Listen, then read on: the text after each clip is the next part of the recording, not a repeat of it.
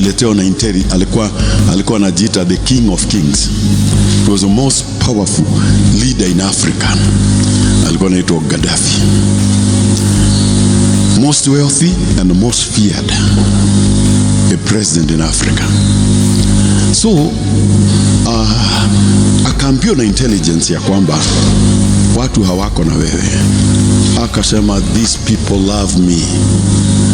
Kama tu Saddam Hussein akatoka nje akasema hao watu wananipenda sana. And people did not love him, but people feared. Kwa sababu alikuwa anaua watu, alikuwa na shimo anaweka watu. So what? Kwa sababu tumewaambia wakuheshimu, they can only fear you. Watakuogopa. Na ni vizuri kujiwaga wakati watu wamekuogopa na wakati watu wamekuheshimu. Kiongozi asipojua hivyo, wakati watu wamemheshimu na wakati ambapo wamemuogopa. Mtu mmoja anaitwa Gaddafi aliletewa na alikuwa anajiita the king of kings. He was the most powerful leader in Africa.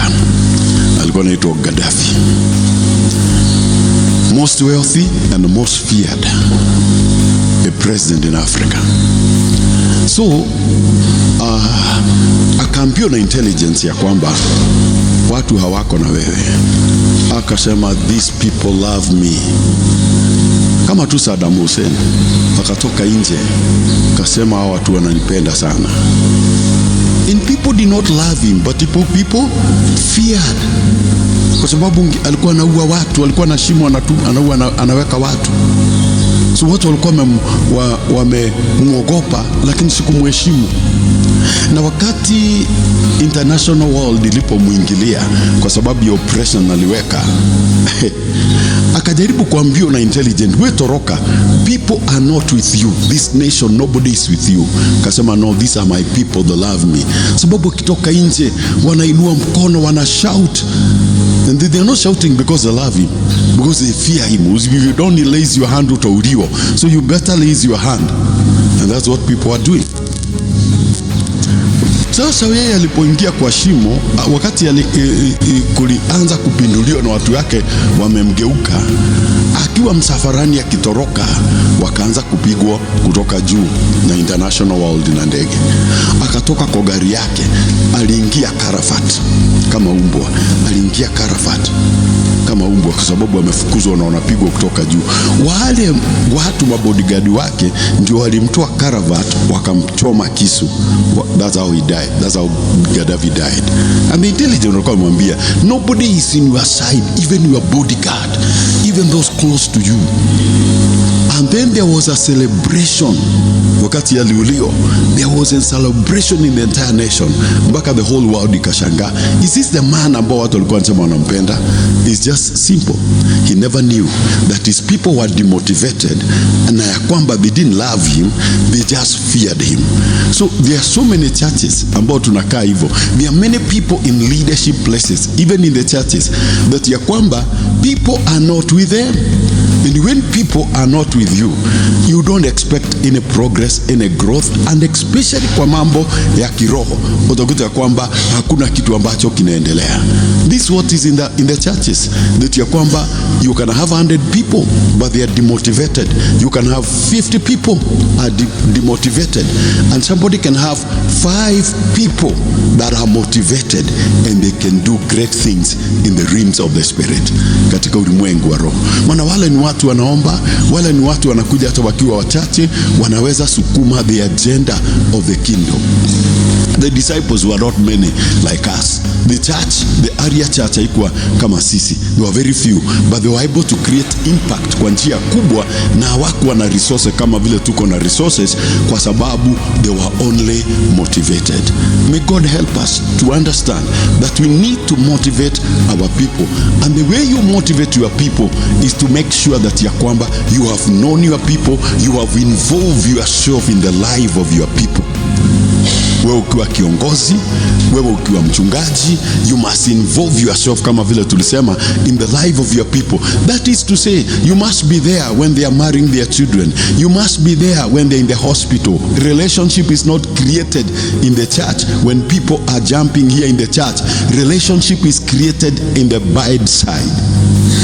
Wakati uko pale kwa kitanda ya mtu na anaumia, that's where you create the relationship. That's where the relationship is enhanced, inatio nguvu kwa sababu uko pale.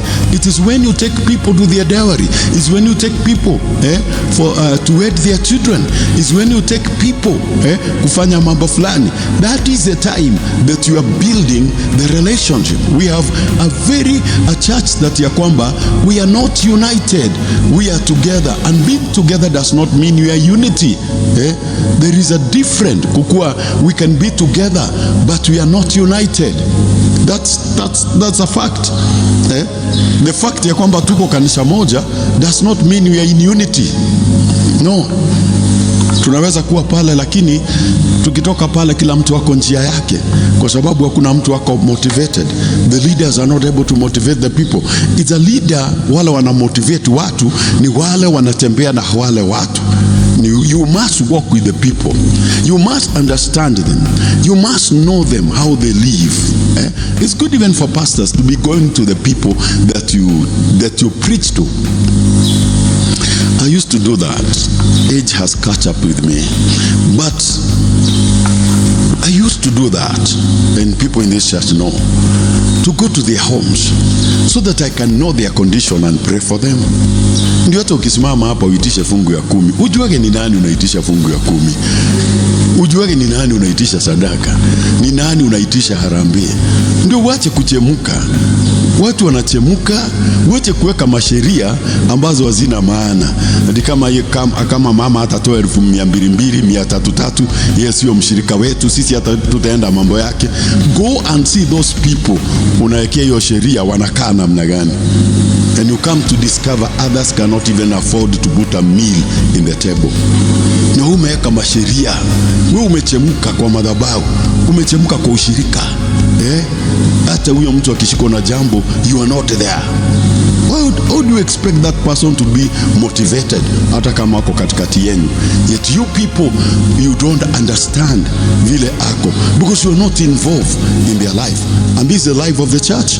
Paul, ukiangalia siku zao, or the area church, they were able to know, they knew, they understood their people. Waliwajua vizuri sana. They were so much involved in their life. And that's what we want to restore back in the church. The reason why some people or some religions, they can never be love Christians, but hawawezi kubali kuwa wa Kristo, is because wanaangalia vile tunaishigi. No, hapana. They have a good God. Mahanta Mgadhi aliulizwa, who is the best God among all other gods of the whole world? He's a Hindu.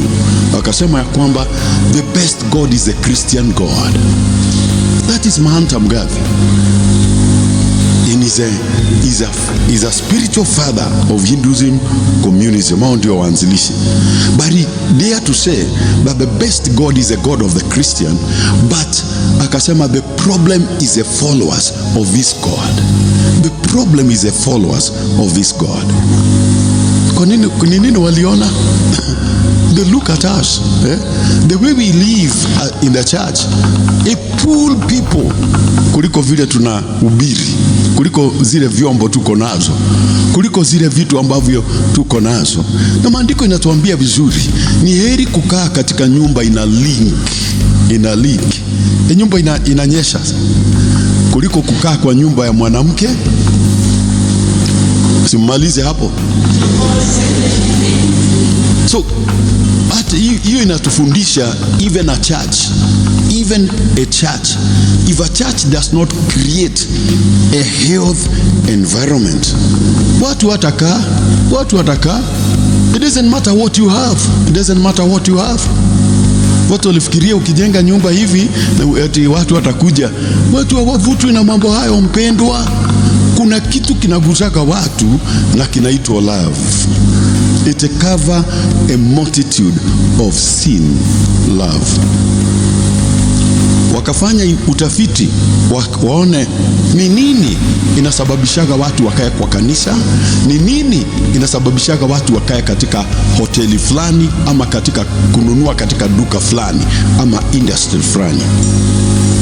Wakaangalia, and they concluded, these are researchers, wakaconclude wakasema, ili watu waweze kukaa katika kanisa ama duka fulani ama kila kitu ambacho kiko nayo, and wakapeana ya church. So I want to wachana ya mafactory na maduka na hizo vitu zingine, ni simame ya kanisa, sababu sisi tuko kanisa. Na hata hiyo ya biashara ni mzuri, kwa sababu hata sisi pia ni wafanyi biashara. Wakasema, wakadiscover, wakaangalia, wakasema 75% kile kinasababishaga watu waondoke ama wakae pahali is because of the attitude of the people in that place. The attitude. You can be a good pastor.